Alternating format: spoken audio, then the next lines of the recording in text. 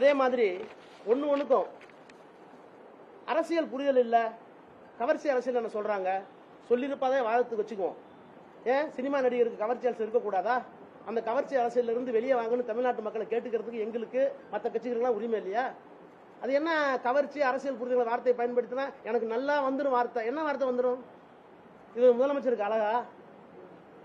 இவர் ஆக்குப்பைங்க கான்ஸ்டிடியூஷனல் சேர் brother bro Vijay அப்படின்னு நாங்களும் கேட்போம்.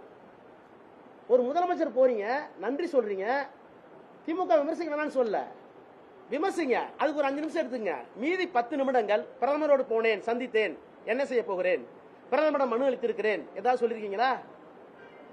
நான் கேட்கிறேன், யாரை பார்த்து நீங்க குறை சொல்றீங்க? தமிழ்தாய் வாழ்த்துக்கு வந்து நீங்க போய் கடிதம் கொடுக்குறீங்க.